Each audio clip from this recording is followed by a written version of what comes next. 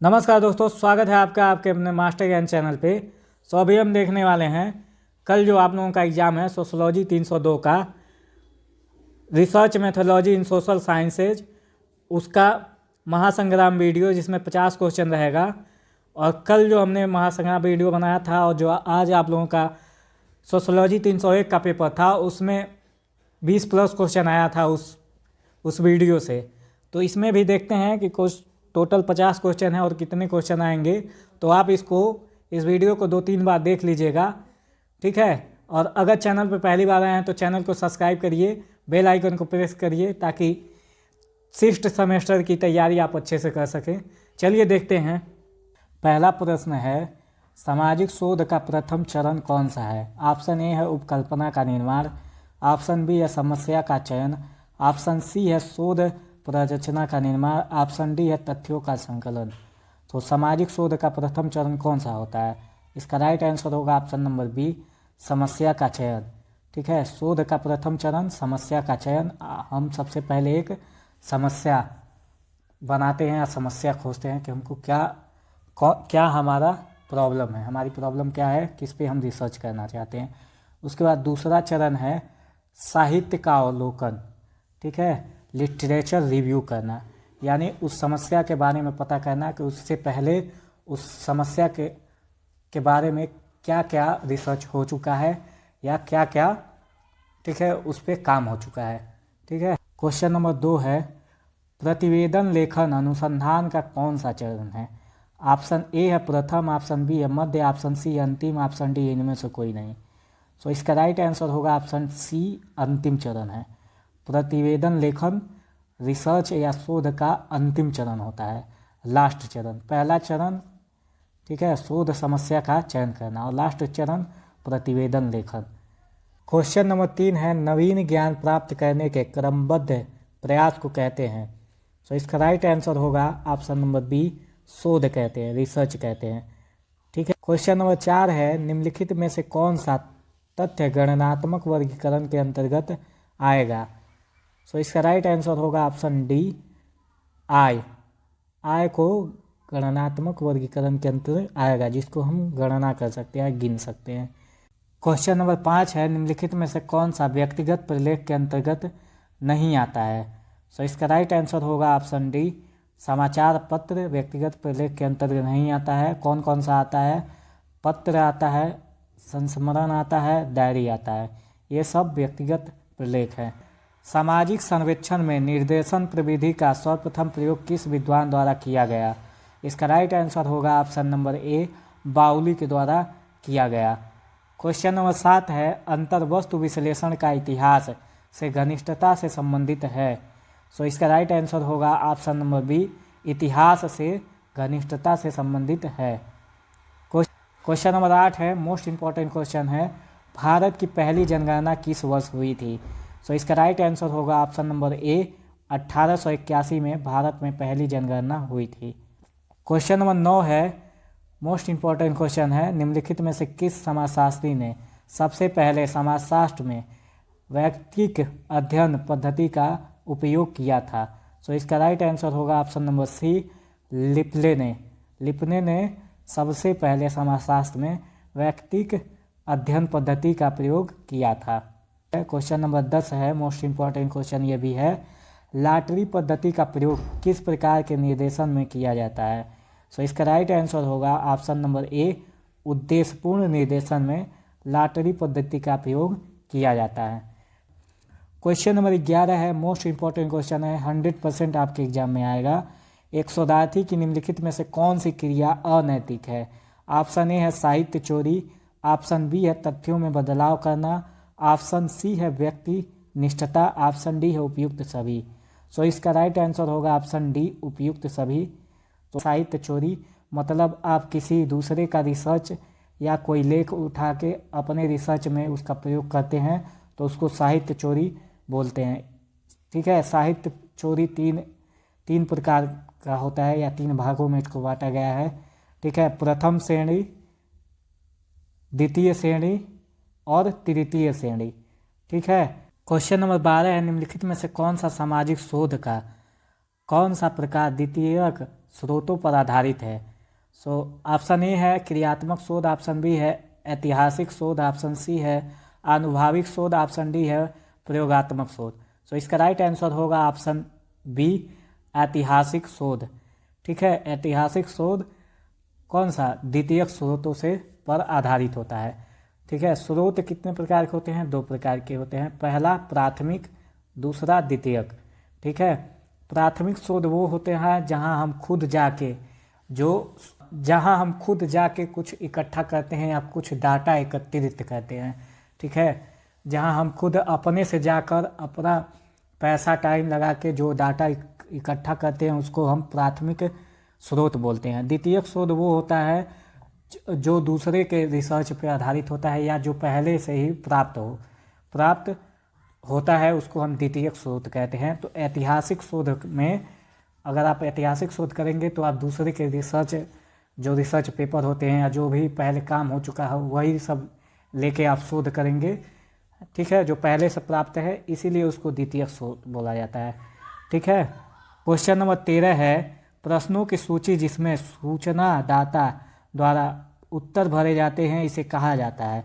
सो इसका right answer होगा option A प्रश्नावली कहा जाता है। क्वेश्चन नंबर 14 है निम्नलिखित में से कौन सा निदर्शन का दोष है। सो ऑप्शन ए है धन की बचत, ऑप्शन बी है समय की बचत, ऑप्शन सी है श्रम की बचत, ऑप्शन डी है विशेष ज्ञान की आवश्यकता। सो इसका राइट आंसर होगा ऑप्शन डी विशेष ज्ञान की आवश्यकता, ये निदर्शन का दोष है। ठीक है, जवाब है मोस्ट इंपॉर्टेंट क्वेश्चन है टेलीफोन द्वारा किया गया साक्षात्कार किस प्रकार का साक्षात्कार है। ऑप्शन ए है अनौपचारिक साक्षात्कार, ऑप्शन बी है प्रत्यक्ष साक्षात्कार, ऑप्शन सी है औपचारिक साक्षात्कार, ऑप्शन डी है अप्रत्यक्ष साक्षात्कार। सो इसका राइट आंसर होगा ऑप्शन डी अप्रत्यक्ष साक्षात्कार। ठीक है, इंटरव्यू के प्रकार यह दिया गया है। सो इन सबको आप लोग एक बार देख लीजिए। अनौपचारिक साक्षात्कार वो होता है जिसमें आपको एक बोर्ड के सामने बैठाकर, ठीक है, आपको प्रश्नों के बारे में कोई जानकारी नहीं रहती है, आपको अनौपचारिक रूप से बैठा के, ठीक है, एक बोर्ड के द्वारा आपका इंटरव्यू लिया जाता है, उसको अनौपचारिक साक्षात्कार बोला जाता है। प्रत्यक्ष साक्षात्कार उसको बोला जाता है जहां आप खुद जाके, ठीक है, और दूसरे लोगों का आमने सामने बैठ के, ठीक है, जो इंटरव्यू लेते हैं उसको प्रत्यक्ष साक्षात्कार बोला जाता है। औपचारिक साक्षात्कार वो होता है जहां आप दूसरे से जो प्रश्न पूछने वाले होते हैं, जिसका इंटरव्यू लेने वाले होते हैं, उसको हम पहले से ही प्रश्न लिख के दे दिए होते हैं। ठीक है, पहले से आपको प्रश्न बता दिया जाता है, उसके बाद आपका इंटरव्यू लिया जाता है। और अप्रत्यक्ष साक्षात्कार का मतलब है जहां आप प्रत्यक्ष रूप से उपस्थित ना हो, जैसे पत्रों के द्वारा, टेलीफोन के द्वारा, ये सब अप्रत्यक्ष साक्षात्कार या इंटरव्यू के प्रकार हैं। तो क्वेश्चन नंबर 16 है निम्नलिखित में से कौन सा सॉफ्टवेयर साहित्य चोरी की जांच से संबंधित नहीं है। सो इसका राइट आंसर होगा ऑप्शन डी SPSS, ये साहित्य चोरी से संबंधित नहीं है। बाकी ये तीनों साहित्य चोरी से संबंधित है, तो आप इसको देख लीजिएगा। क्वेश्चन नंबर 17 है किसका कथन है अच्छे अनुसंधान में उपकल्पना का निर्माण एक केंद्रीय चरण है। सो इसका राइट आंसर होगा ऑप्शन नंबर बी गुडे और हार्ट। क्वेश्चन नंबर 18 है मोस्ट इंपॉर्टेंट क्वेश्चन है, आपके एग्जाम में 100% आएगा। The design of social research पुस्तक किसके द्वारा लिखी गई है। इसका राइट आंसर होगा ऑप्शन नंबर बी RL एकाफ द्वारा। क्वेश्चन नंबर 19 है मोस्ट इंपॉर्टेंट क्वेश्चन ये भी है, मेथड्स इन सोशल रिसर्च पुस्तक किसने लिखी है। ये भी मोस्ट इंपॉर्टेंट क्वेश्चन है। इसका राइट आंसर होगा ऑप्शन नंबर ए गुडे एवं हार्ट द्वारा। गुडे एवं हार्ट द्वारा ये पुस्तक लिखी गई है, मेथड इन सोशल रिसर्च, गुडे एवं हार्ट द्वारा। ठीक है, तो ये क्वेश्चन नंबर 20 है निम्नलिखित में से कौन सा तथ्यों के संकलन के लिए प्राथमिक स्रोत में शामिल नहीं है। ऑप्शन ए है अवलोकन, ऑप्शन बी है साक्षात्कार, ऑप्शन सी है प्रश्नावली, ऑप्शन डी है प्रकाशित लेख। सो इसका राइट आंसर होगा ऑप्शन डी प्रकाशित प्रलेख होगा। मैंने बताया था तथ्यों के संकलन के दो स्रोत होते हैं डाटा कलेक्शन के। पहला होता है प्राथमिक या प्राइमरी सोर्स और दूसरा होता है सेकेंडरी सोर्स या द्वितीयक स्रोत। प्राइमरी स्रोत उसको कहा जाता है जो हम स्वयं जाकर जिस डाटा या तथ्य को एकत्रित करते हैं उसको प्राइमरी सोर्स कहते हैं। द्वितीयक स्रोत उसको बोला जाता है जो पहले से ही मौजूद होता है, जैसे प्रकाशित प्रलेख हो गया, समाचार पत्र हो गया, कोई साहित्य हो गया या कोई रिसर्च पेपर हो गया, ये सब प्रकाशित होता है, पहले से मौजूद होता है, इसीलिए इसको द्वितीयक बोला जाता है। और प्राथमिक स्रोत में क्या क्या होता है, जहाँ हम खुद जाते हैं, जैसे अवलोकन, ऑब्जर्वेशन करना, जाके हम खुद उसको देख रहे हैं, ये डाटा को उसके बारे में जान रहे हैं। साक्षात्कार मतलब हम खुद जाकर किसी का इंटरव्यू ले रहे हैं, वहाँ से कुछ डाटा कलेक्ट कर रहे हैं। तीसरा प्रश्नावली, ठीक है, ये भी उसी प्रकार हो गया कि हम जाके खुद आमने सामने बैठ के प्रश्न कर रहे हैं। तो ये प्राथमिक स्रोत जो होता है, प्राइमरी डाटा सोर्स होता है, वो अधिक विश्वसनीय होता है। इस पे, ठीक है, इस पे ज़्यादा विश्वास रहता है। द्वितीयक स्रोत पे इस पे ज़्यादा विश्वास नहीं होता है। द्वितीयक स्रोत में आपका क्या होता है, आपके समय की बचत होती है, पैसे की बचत होती है, ठीक है। और प्राथमिक स्रोत में क्या होता है कि आपके समय, आप जाएंगे तो आपका समय लगेगा, आपका पैसा लगेगा, ठीक है। तो आप इसको याद रखिए। क्वेश्चन नंबर 21 है, निम्नलिखित में से कौन सा परीक्षणात्मक शोध का एक प्रकार है। ऑप्शन ए है पश्चात परीक्षण, ऑप्शन बी है पूर्व पश्चात परीक्षण, ऑप्शन सी है कार्यात्मक तथ्य परीक्षण, ऑप्शन डी है यह सभी। सो इसका राइट आंसर होगा ऑप्शन डी, यह सभी। क्वेश्चन नंबर 22 है, मोस्ट इंपॉर्टेंट क्वेश्चन है, घुटे एवं हाट ने प्राकल्पना के कितने प्रकारों का उल्लेख किया है। ऑप्शन ए है 3, ऑप्शन बी है 4, ऑप्शन सी है 2, ऑप्शन डी है 5। कल्पना या प्रकल्पना या हाइपोथेसिस का कितने प्रकार बताए हैं घुटे एवं हाट ने। सो इसका राइट आंसर होगा ऑप्शन ए, 3 प्रकार बताए हैं। 23 है, मोस्ट इंपॉर्टेंट क्वेश्चन है, कौन सा शोध है जो मौजूदा समस्या या व्यवहारिक समाधान खोजने का प्रयास करता है।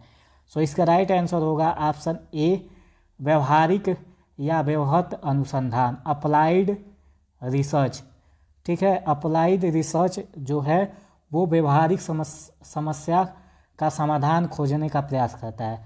जो बी है मूलभूत अनुसंधान या फंडामेंटल प्योर या बेसिक रिसर्च, इसमें क्या होता है, इसमें वैज्ञानिक अनुसंधान का उद्देश्य प्राकृतिक या अन्य घटनाओं को बेहतर समझ या भविष्यवाणी के लिए वैज्ञानिक सिद्धांतों का में सुधार करना होता है, मूलभूत रिसर्च का, ठीक है। व्यवहारिक रिसर्च तो आपको पता ही है, व्यवहारिक समस्याओं के समाधान खोजने के लिए किया जाता है।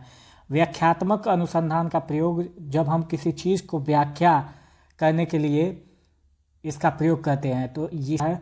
वर्णनात्मक अनुसंधान में भी वही हो जाएगा, किसी चीज़ का आप वर्णन कर रहे हैं, किसी घटना का आप वर्णन कर रहे हैं, उसको वर्णनात्मक अनुसंधान बोला जाता है। क्वेश्चन नंबर 24 है, निम्नलिखित में से कौन सा केंद्रीय प्रवृत्ति की माप है। ऑप्शन ए है माध्य, ऑप्शन बी है माध्यिका, ऑप्शन सी है बहुलक, ऑप्शन डी है इनमें से सभी। सो इसका राइट आंसर होगा ऑप्शन डी, इनमें से सभी। क्वेश्चन नंबर 25 है, मोस्ट इंपॉर्टेंट क्वेश्चन, समांतर माध्य का गुण नहीं है। सो इसका राइट आंसर होगा ऑप्शन नंबर बी, प्रतिनिधित्व का अभाव, ये समानांतर माध्य का गुण नहीं है। सरलता, स्पष्टता, स्थिरता, ये समांतर माध्य का गुण होता है। क्वेश्चन नंबर 26 है, द्वितीयक उपस्थित आंकड़ों में से निम्न में से कौन सा माहित है। ऑप्शन ए है व्यक्तिगत प्रपत्र, ऑप्शन बी है पूर्व अनुसंधानीय आंकड़े, ऑप्शन सी है कार्यकारी पत्र, ऑप्शन डी है उपयुक्त सभी। तो मैंने आपको पहले प्राइमरी एंड सेकेंडरी जो डाटा होता है वो पहले बता दिया था। सो इसका राइट आंसर होगा ऑप्शन डी, ये सभी द्वितीयक डाटा के सोर्स हैं। क्वेश्चन नंबर 27 है, पुस्तक the language of social research लिखी गई है। इसका राइट आंसर होगा ऑप्शन नंबर ए, लजार्सफील्ड और रोजेनबर्ग द्वारा। क्वेश्चन नंबर 28 है, क्रियात्मक अनुसंधान का मुख्य उद्देश्य है। ऑप्शन ए है सैद्धांतिक, ऑप्शन बी है तथ्यात्मक, ऑप्शन सी है व्यवहारिक, ऑप्शन डी है उपयुक्त सभी। सो इसका राइट आंसर होगा ऑप्शन सी, व्यवहारिक। क्रियात्मक अनुसंधान मतलब होता है कि जो ऐसा अनुसंधान या ऐसा रिसर्च जो तत्काल समस्या, तत्काल यानी इमीडिएट प्रॉब्लम पर आधारित होता है। और क्रियात्मक अनुसंधान का सबसे ज़्यादा प्रयोग स्कूल और कॉलेज में होता है। ये आप लोग याद रखिएगा। क्रियात्मक अनुसंधान या एक्शन रिसर्च का सबसे ज़्यादा प्रयोग स्कूल और कॉलेजों में होता है, विश्वविद्यालय या विद्यालय तक सीमित रहता है। ठीक है, तो अगर आपसे क्वेश्चन पूछे क्रियात्मक अनुसंधान का प्रयोग कहाँ होता है, तो विद्यालय में होता है। क्वेश्चन नंबर 29 है, क्रियात्मक अनुसंधान के प्रवर्तक हैं कौन हैं? सो इसका राइट आंसर होगा option number b, Stephen M Corey हैं।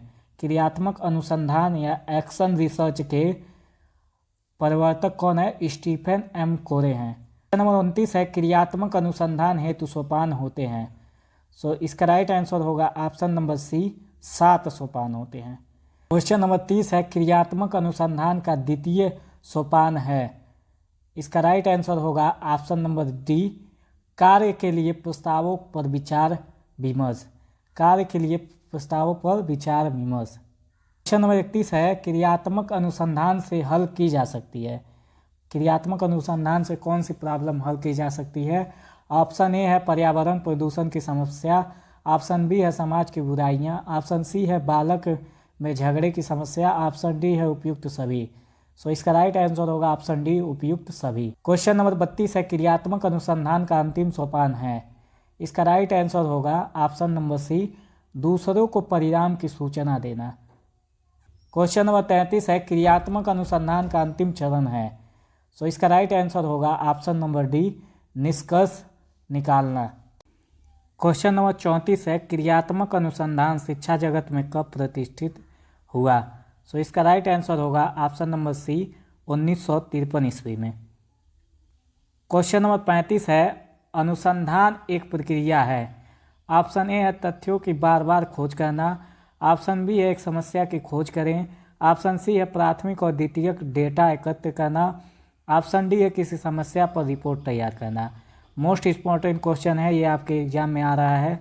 इसका राइट आंसर होगा ऑप्शन नंबर ए, तथ्यों की बार बार खोज करना। रिसर्च करना मतलब तथ्यों की बार बार खोज करना।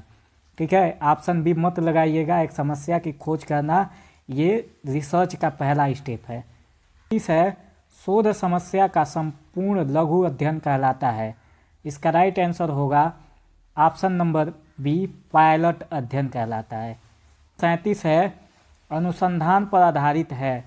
ऑप्शन ए है प्राथमिक डेटा, ऑप्शन बी है माध्यमिक डेटा, ऑप्शन सी है ए और बी दोनों, ऑप्शन डी उपयुक्त में से कोई नहीं। सो इसका राइट आंसर होगा ऑप्शन नंबर सी, ए और बी दोनों, यानी प्राथमिक डेटा और माध्यमिक या द्वितीयक डेटा दोनों। क्वेश्चन नंबर 38 है, निम्नलिखित में से किसके द्वारा पुस्तक research method in social relation लिखी गई? इसका राइट आंसर होगा option number A, Selltiz, Jahoda and others द्वारा। क्वेश्चन नंबर 39 है, निम्नलिखित में से किसने अपने अनुसंधान में सहभागी अवलोकन का प्रयोग किया है? इसका राइट आंसर होगा ऑप्शन नंबर बी, गुडे एवं हार्ट ने। नंबर 40 है, अनुसंधान में उपकल्पना का उपयोग आधारित है। सो इसका राइट आंसर होगा ऑप्शन नंबर सी, निगमनात्मक और आगमनात्मक दोनों विधियों पर। क्वेश्चन नंबर 41 है, अनुसंधान नैतिकता के नैतिक सिद्धांत हैं। ऑप्शन ए है ईमानदारी, ऑप्शन बी है वस्तुनिष्ठता, ऑप्शन सी है वफादारी, ऑप्शन डी है उपयुक्त सभी। सो इसका राइट आंसर होगा ऑप्शन नंबर डी, उपयुक्त सभी। क्वेश्चन नंबर 42 है, मोस्ट इम्पॉर्टेंट क्वेश्चन है, आपके एग्जाम में जरूर आएगा। कॉपीराइट अधिनियम 1957 के अंतर्गत निम्न में से किस कार्य में सम्मिलित किया जाता है? सो इसका राइट आंसर होगा ऑप्शन नंबर सी, एकीकृत सर्किट को लेआउट प्रतिरूप। सो कॉपीराइट अधिनियम कब पारित हुआ था? 1957 ईस्वी। ये क्वेश्चन 100% आपके एग्जाम में पूछा जाएगा।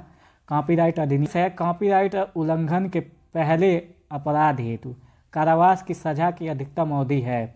इसका राइट आंसर होगा ऑप्शन नंबर सी, 3 वर्ष और 2 लाख रुपए। क्वेश्चन नंबर 44 है, भारत में बौद्धिक संपदा अधिकार के अंतर्गत आते हैं। इसका राइट आंसर होगा ऑप्शन नंबर डी, उपयुक्त सभी, यानी पेटेंट, कॉपीराइट और ट्रेडमार्क, ये सभी भारत में बौद्धिक संपदा के अधिकार के अंतर्गत आते हैं। क्वेश्चन नंबर 45 है, most important question, trademarks act कब पारित किया गया? इसका राइट आंसर होगा ऑप्शन नंबर ए 1999 ईस्वी में। क्वेश्चन नंबर 46 है, ये भी मोस्ट इंपॉर्टेंट क्वेश्चन है। पेटेंट अधिनियम कब पारित हुआ? इसका राइट आंसर होगा ऑप्शन नंबर ए 1970 ईस्वी में। क्वेश्चन नंबर 47 है, डिजाइन एक्ट कब पारित हुआ? इसका राइट आंसर होगा ऑप्शन नंबर ए 2000 ईस्वी में। 48 है, पीवी यंग ने वैज्ञानिक पद्धति के कितने चरणों का उल्लेख किया है? इसका राइट आंसर होगा ऑप्शन नंबर ए 6 चरणों का उल्लेख किया है। क्वेश्चन नंबर 49 है, वैज्ञानिक अनुसंधान की मुख्य विशेषताएं हैं।